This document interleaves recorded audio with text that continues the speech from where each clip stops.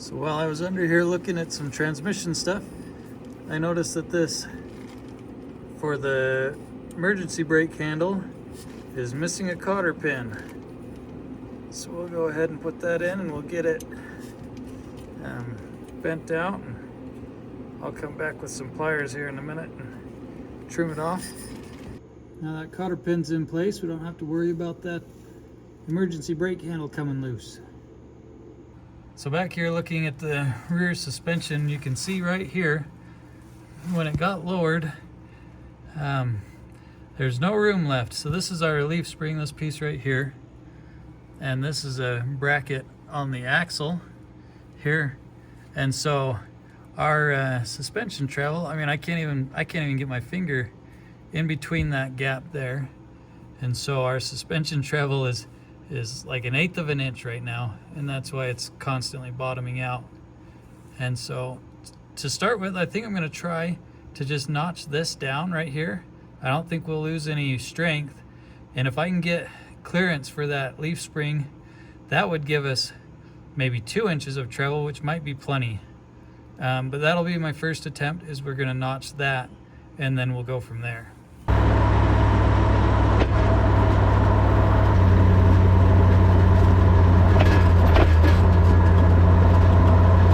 So we've got the car lifted up pretty high so that we can get into this, and then we're going to try and trim that out so that we can get some clearance. It definitely smacks a lot when you drive down the road.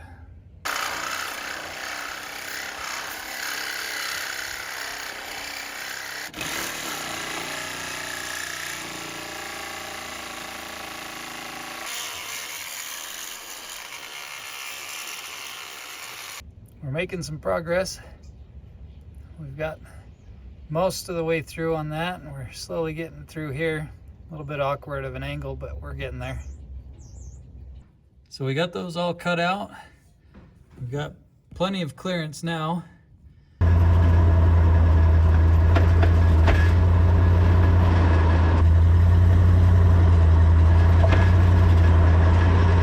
And I've already driven it, and it definitely made a difference. We're not bottoming out on this anymore. We definitely were, because it feels much better. Right here, we'll swap out for some coilovers to take up some of the weight, because this leaf spring just can't hold it all. And then we should have a really good ride.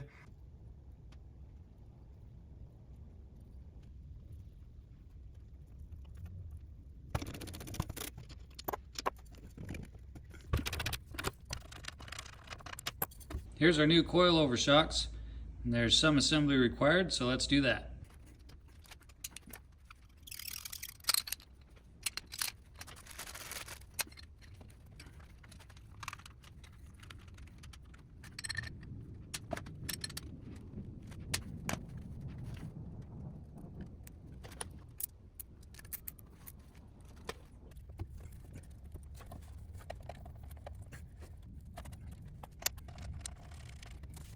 So I've got both new shocks on here just hanging down.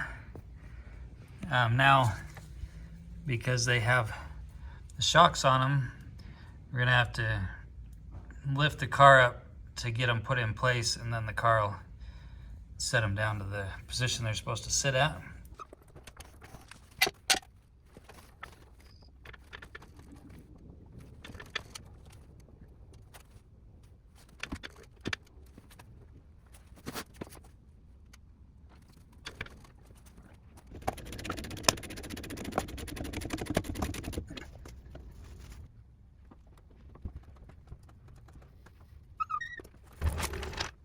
Got our rear shocks all mounted up, and boy, what a difference in the ride. It is so smooth now. It's a whole different animal. So we've been seeing some drips underneath here, and we were thinking that the rear axle seal here was leaking.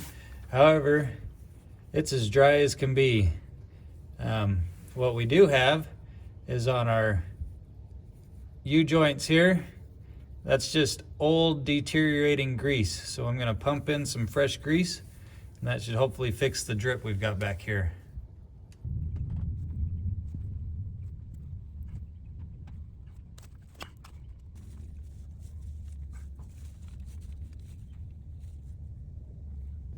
So while I was at it pumping grease into the rear U-joint, I decided to pump some into this forward one. Also looking at the seal here on the transmission, it was dripping when I originally got the car. I don't know that it is now. It seems like driving it a little bit has stopped that seal. So I'm going to keep an eye on it, but right now everything is clean. So I think just proper use, getting the car out and driving it around more often is going to help keep those seals from drying out. But I'll keep an eye on it for the next little bit and make sure that it's not leaking. So I've got this alarm system here, and we're going to install one in each door, and it will then be triggered by any kind of vibration or somebody trying to open the door to hopefully discourage theft. So we're going to mount it just to this pillar right up in here.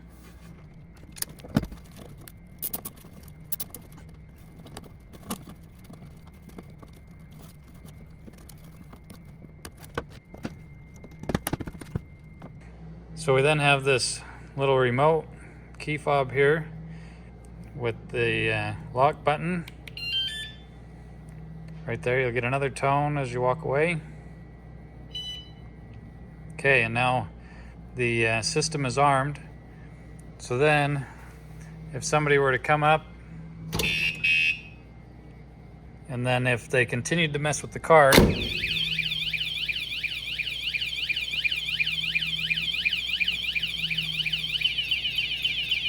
and then with the unlock button here,